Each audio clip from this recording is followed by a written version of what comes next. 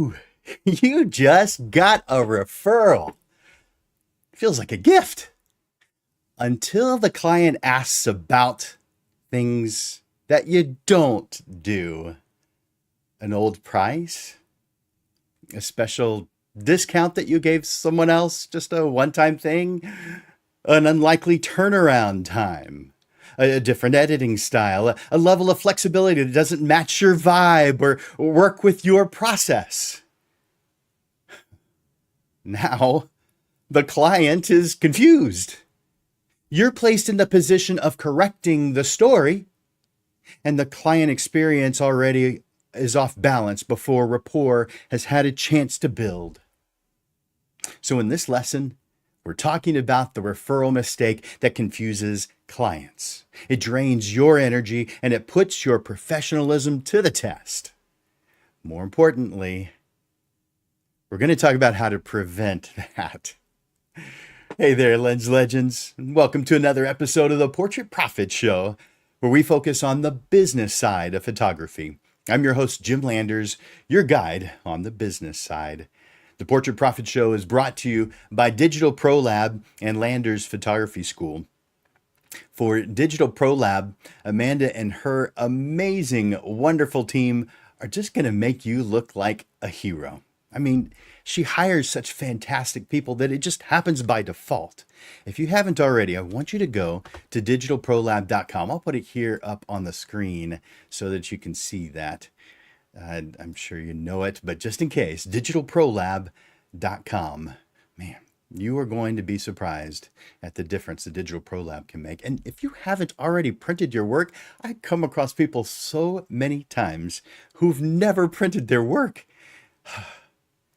You haven't experienced the full amount the photography can give to you until you've seen your work in print. Go to digitalprolab.com. See the difference that they can make. The show is also sponsored by Landers Photography School. That's me. That's my company. I teach both the photography side and the business side. I do spend more time on the business side, which I just have come to love, surprisingly. I don't know how it happened, but it has happened.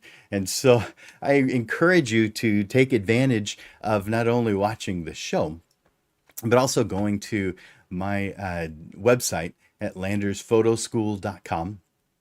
Or take advantage of the 15-minute free meeting that I give to anyone who asks for it up until the time I fill my schedule. But you'll see my schedule when you go to it because it's just a link to my calendar. And that's the address. I'll put it up one more time just in case that was there too short a period of time.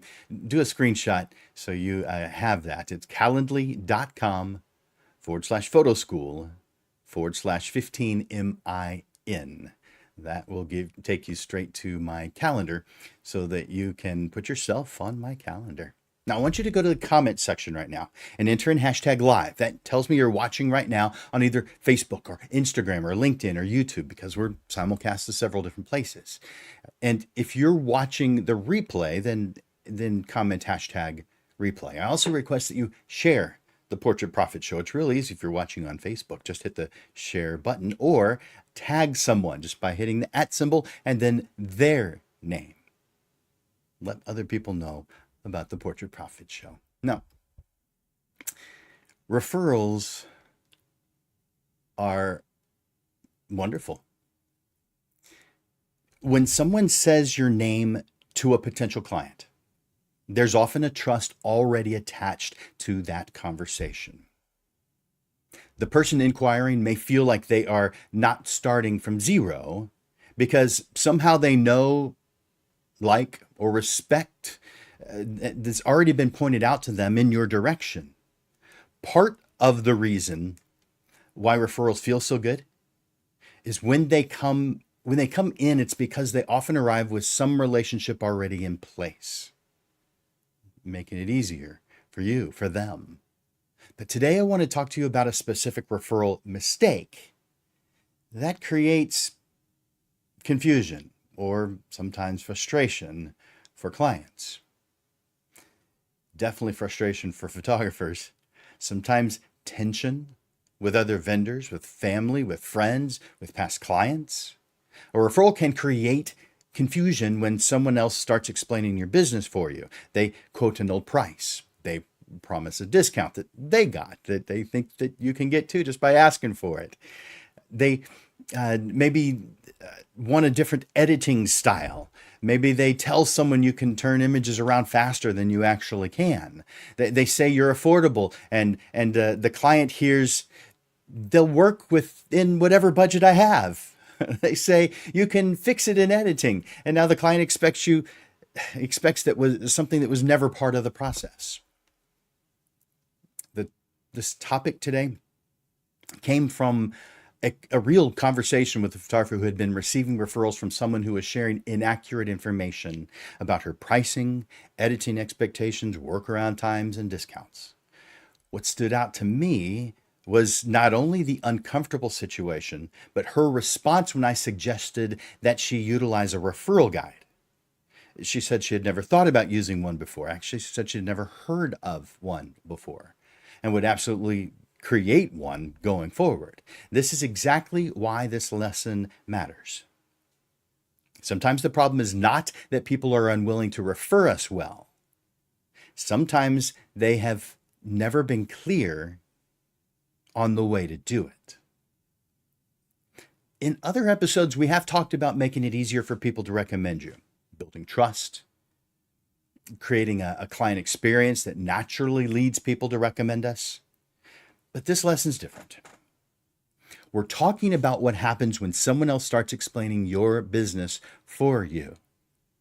Now, most of the time this happens with good intentions. I'd say all the time, but I have come across examples where that wasn't the case. But almost always. Sometimes the person referring you is genuinely trying to help. Maybe all the time.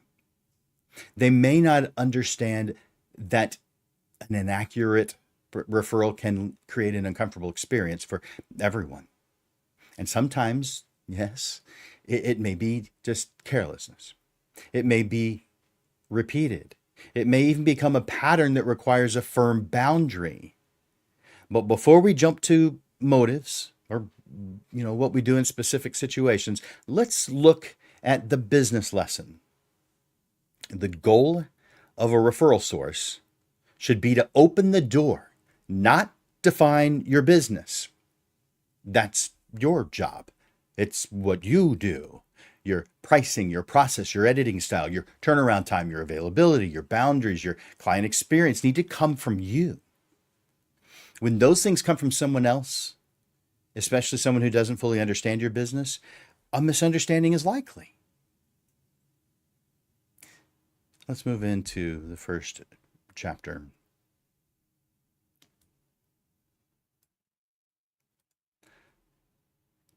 A referral usually feels good when it comes in, almost always, because someone thought of you. Someone said your name when you weren't around. Someone believed your work might be a good fit for a client, a couple, a family, a project. That kind of trust is valuable because the inquiry often begins with a warmer connection than a person finding you completely on their own. The difficulty begins when the client arrives carrying information that is incorrect. Maybe they were told you offer a discount. Maybe they were told your turnaround time is shorter than it actually is. Maybe they were told you're flexible and they interpret that as permission to expect a process that you don't provide.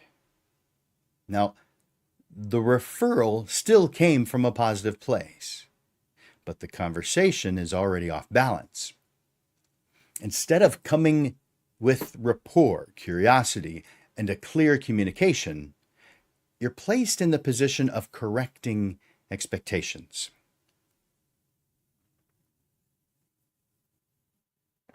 Now, before the client has had a chance to understand how you work, they're already comparing your real business to the version that someone else described.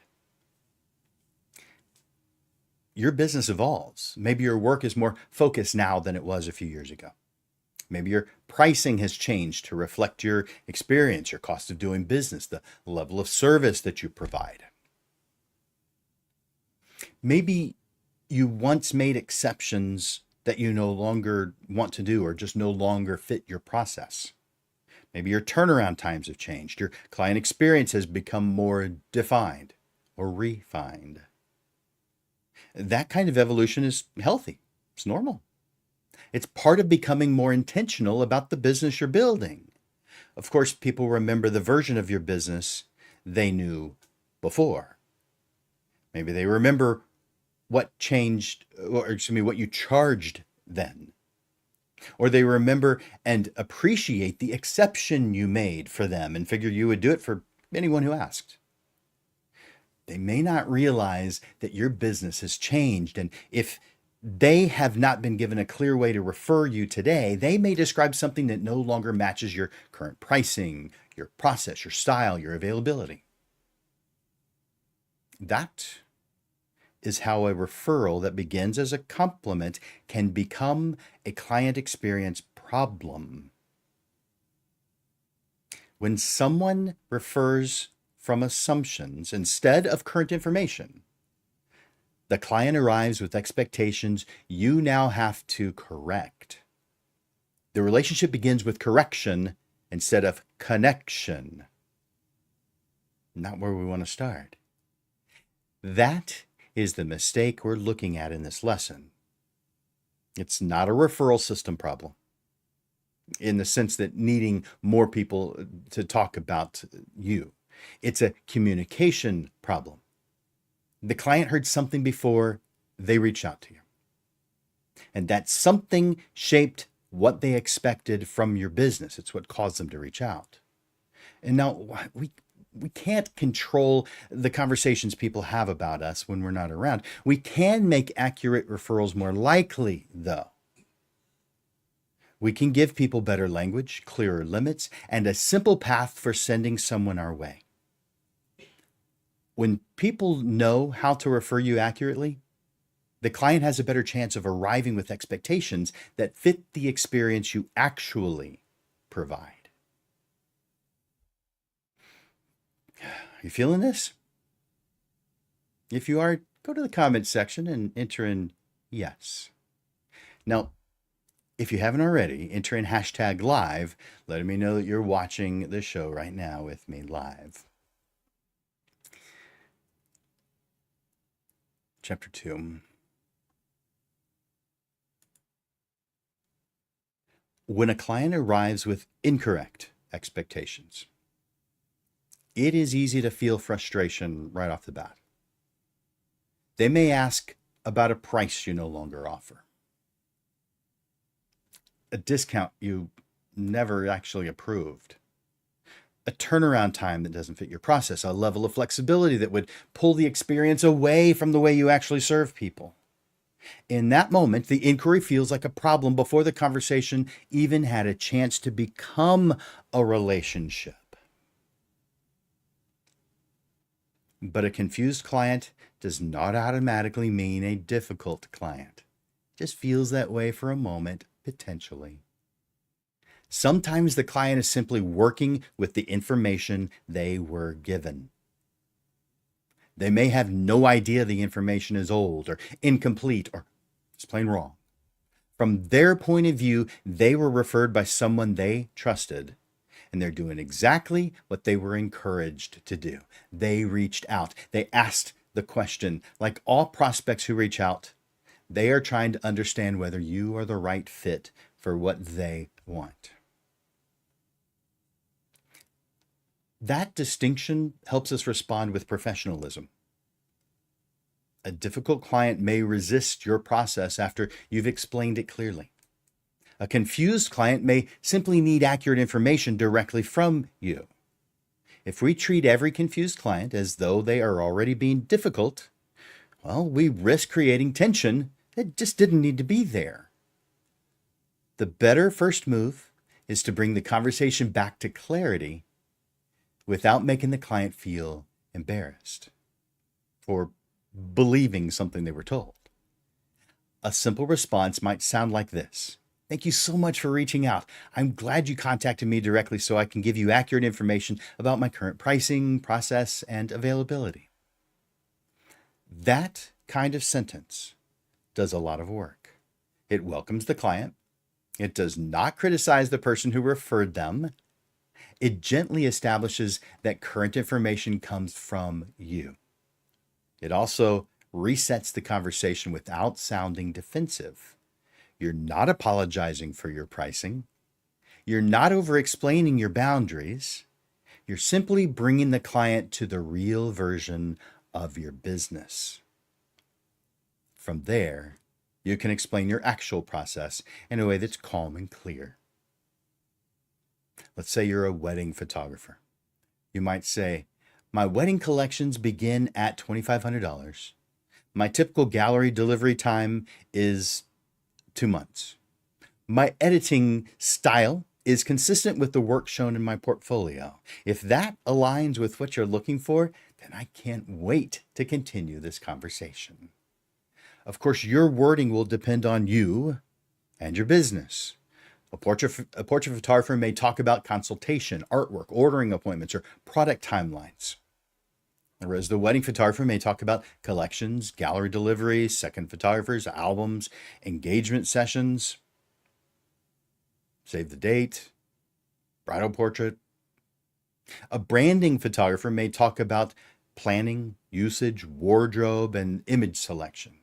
The specific details change, but the purpose stays the same. Give the client accurate information without turning the inquiry into a complaint about the referral source. You can correct the information while still honoring the fact that someone thought enough of your work to send a potential client your way. The client just needs clarity. If the corrected information still fits what they want and value, you can keep the conversation moving. If it doesn't, you can let them know graciously that you may not be the best fit for what they're looking for. Either way, you have protected your professionalism and given the client a better experience than confusion, defensiveness, or accusation would have ever created. Someone else's inaccurate promise does not become your professional responsibility. Your responsibility is to respond clearly, kindly, and professionally. That response gives the client the best chance to understand your business as it actually is, not as someone else may have described it. Make sure to hit that like button or that love button when you hear something that you like. By the way, if you're watching on Facebook, you can watch it in the feed, but you can only hit the like button once. However, if you actually click on the video, you can click on that like button as many times as you want. So I encourage you to do that. Or the love button, or the laugh button, or whatever it is that feels appropriate for the comment that I just made. Now, we're moving into chapter 3.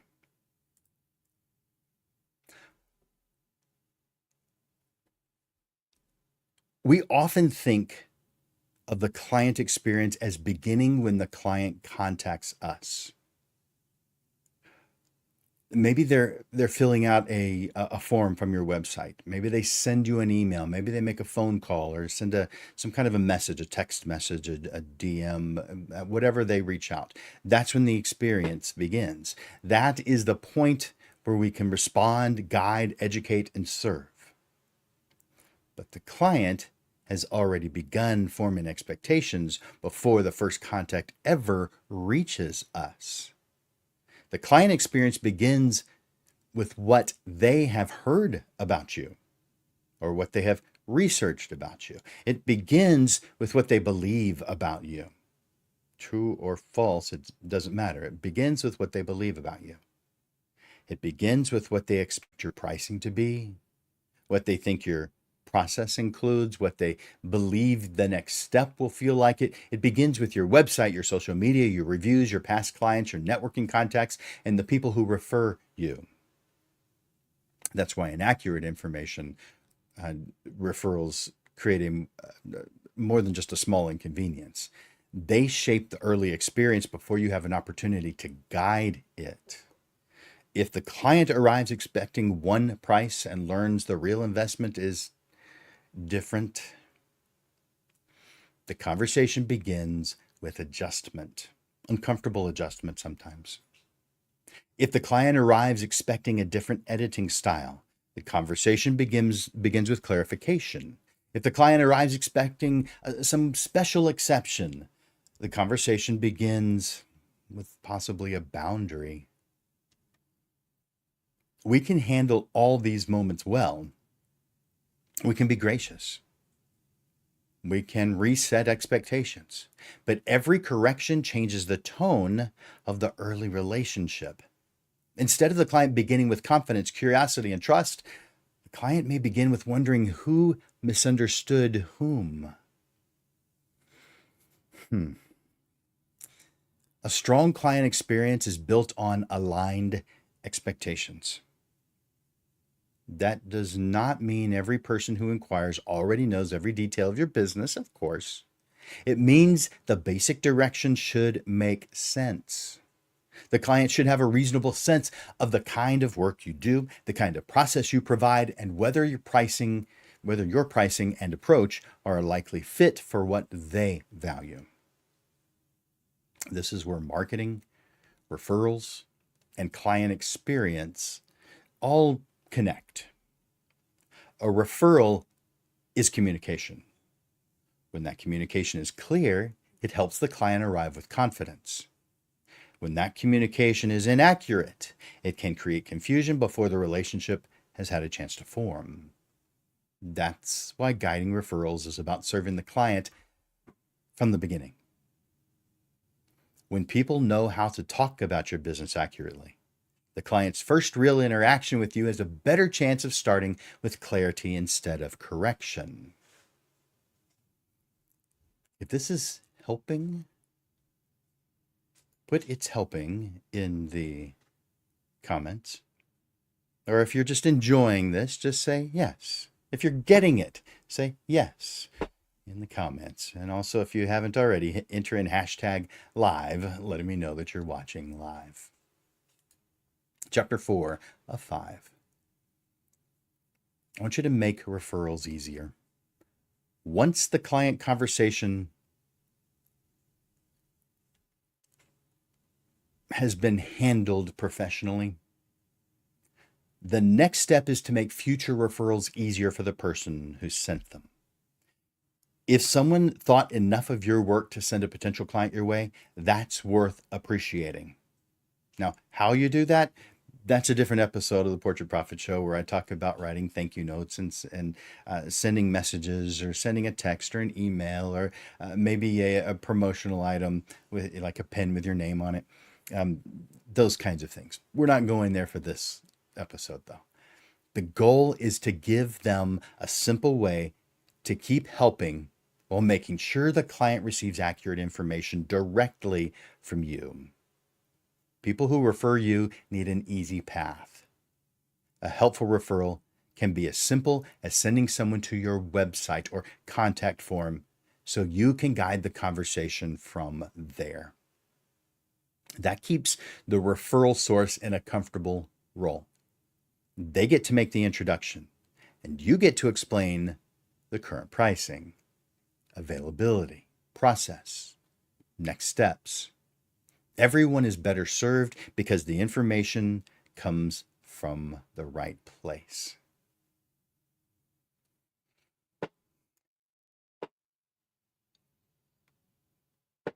Now, what actual words might I use? A message like that may sound like, thank you for sending people my way. Thank you for sending. And now, when I say people, I mean actually say the name of the person who was sent.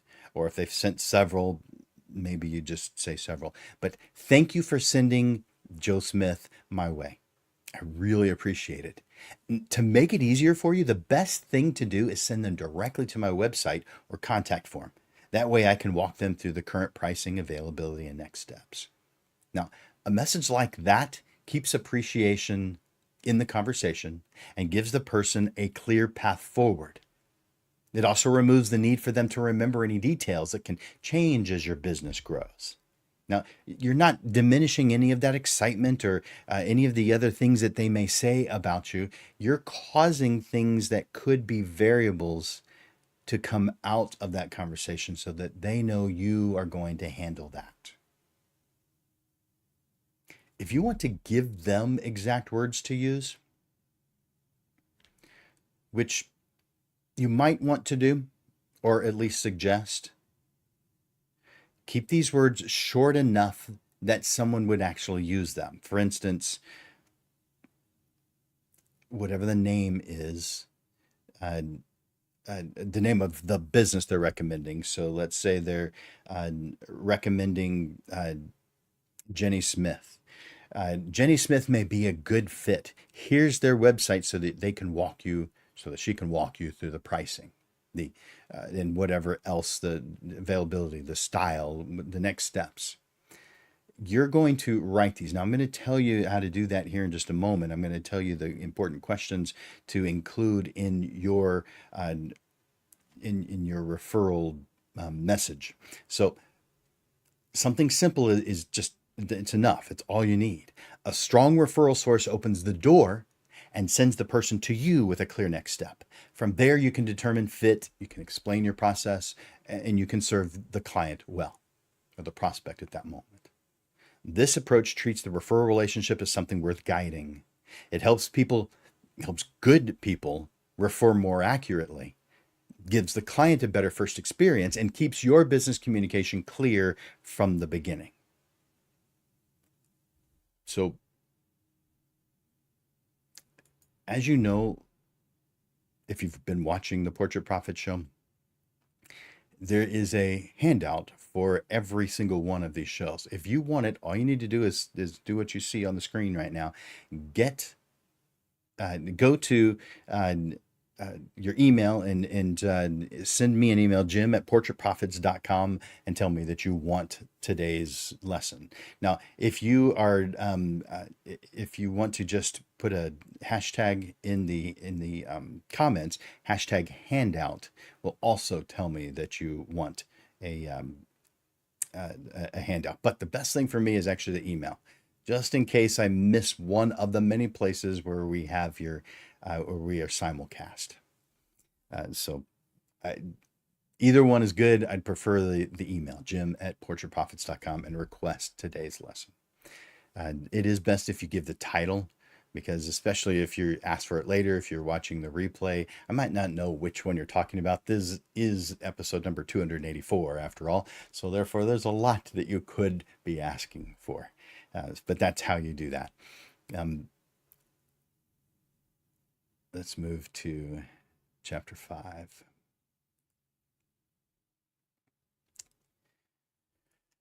The more complicated a referral guide is, the less useful it may be. Kind of the law of diminishing returns kind of a feel.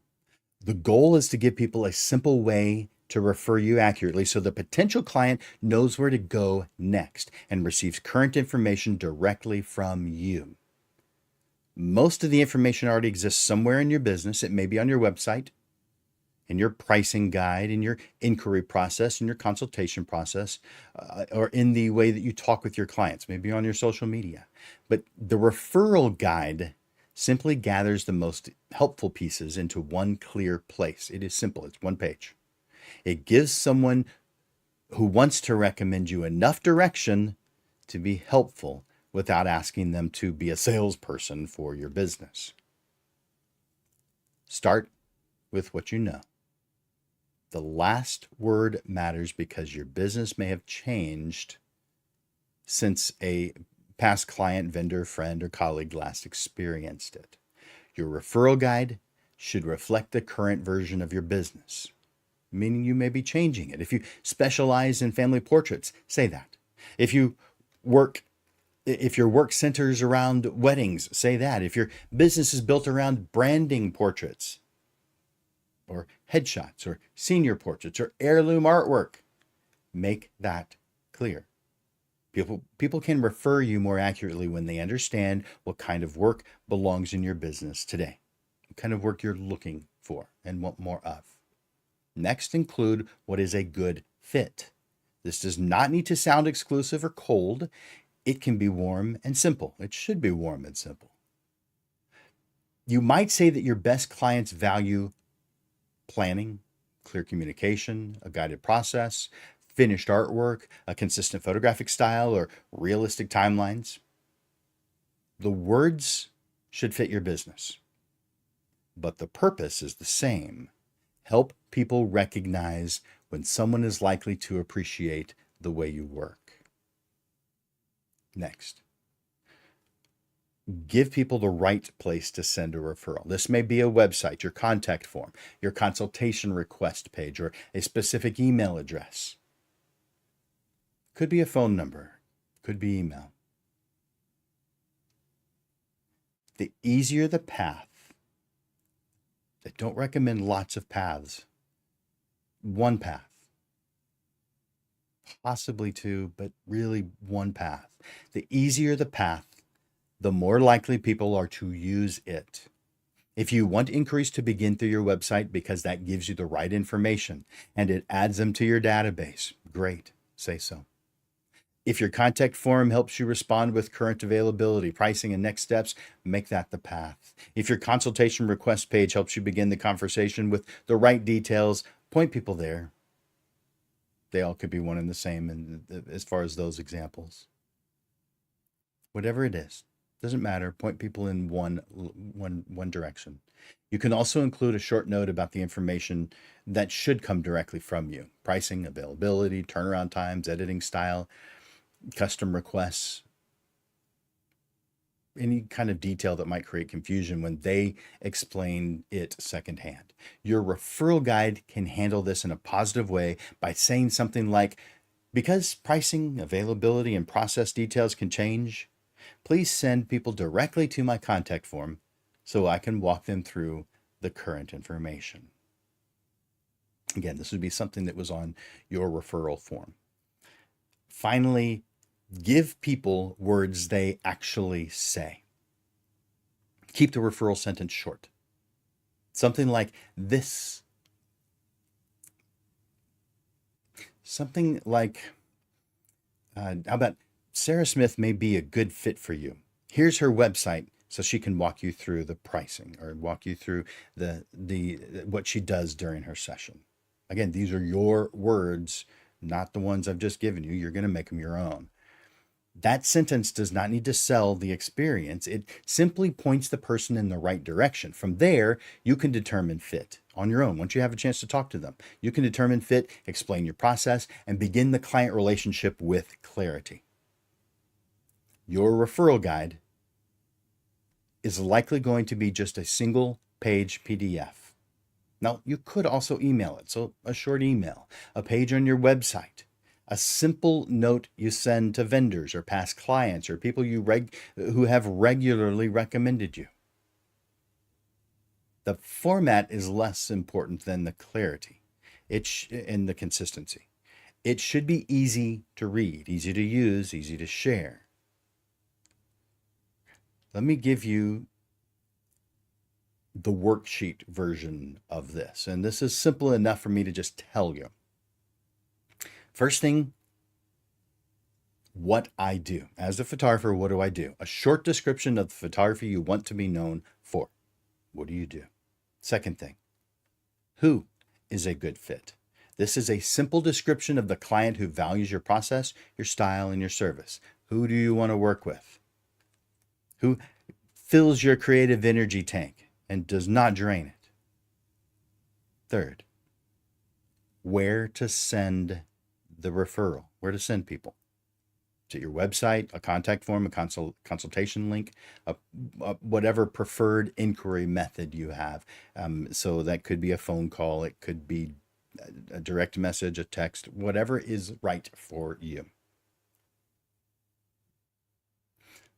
And then what is it that's going to come directly from me as the photographer? Current pricing, availability, turnaround times, editing style, custom requests, next steps. Lay that out. I'm just telling you the broad words. I want you to come up with the exact words that is right for your business. By the way, I don't expect you to remember all this. That's why there's a handout. So Jim@portraitprofits.com. Let me know that you want it.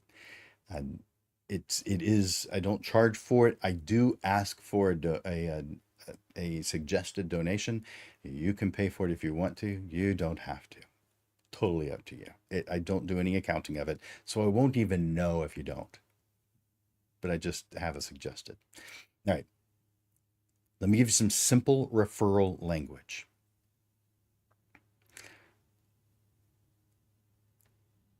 Either a name or a business name. So Smith Photography may be a good fit. Here's their website so they can walk you through pricing, styles, how they do business, availability, next steps, whatever is correct for what you do. Again, this is simple referral language, meaning they can say this to the person they're referring to you. All you have to do is refine it as your business changes.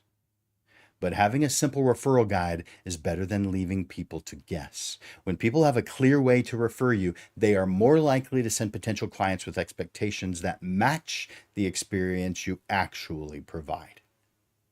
A referral guide makes referrals easier, clearer, and more helpful.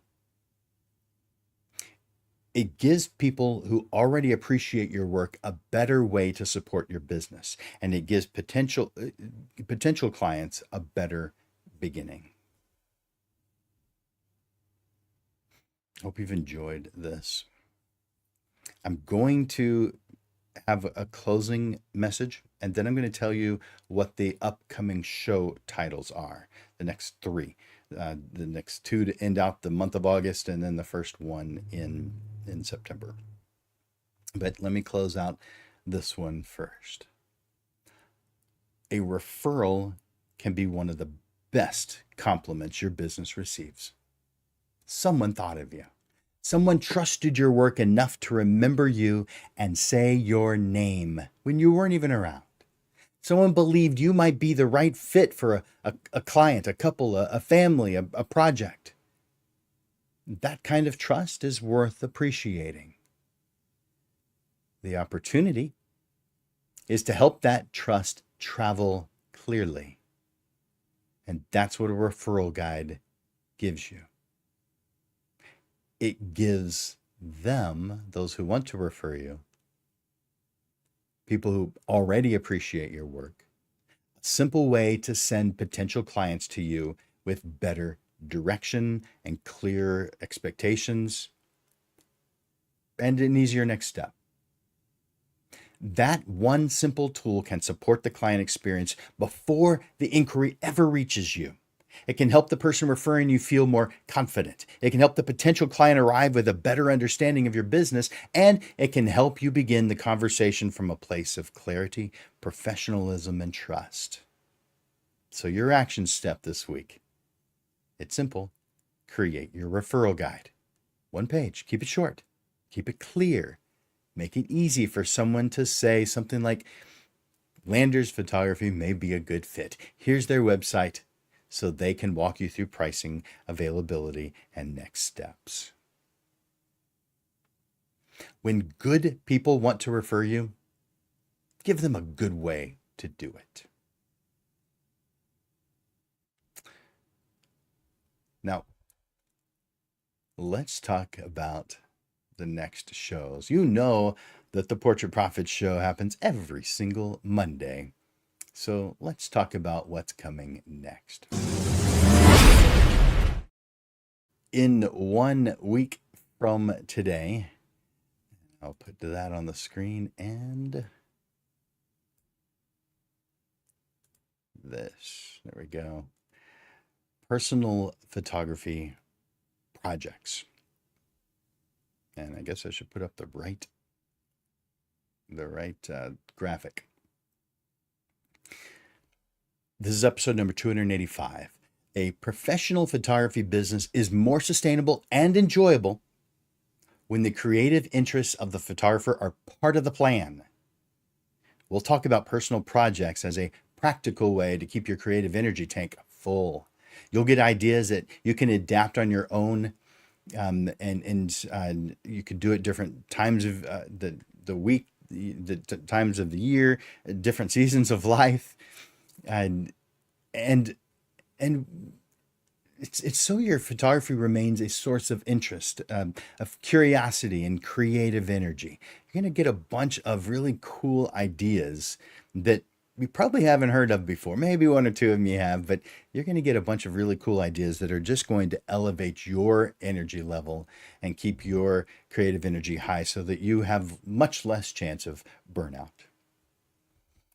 And a week after that, we're going to do client leadership skills. Clients rarely come to us already knowing what to ask, and they certainly do not know how your process works. That uncertainty is part of hiring a professional. In this episode, we're talking about client leadership skills, the mindset that helps you see professional guidance as part of the client experience, so that clients feel understood, so that they're able to make better and clearer decisions and trust the process from the first conversation to the final result. So this begins where today's episode ended, just so you know. That's the last Monday of the month, August 31st.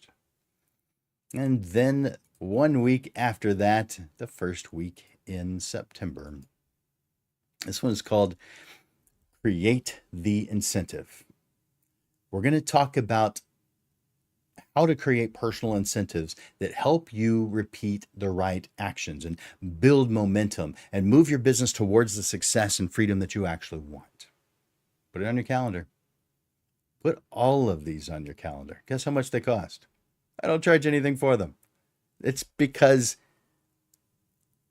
these lessons are sponsored by Landers Photography School and Digital Pro Lab. That's why you're not paying anything for them. That's why. Take advantage of them.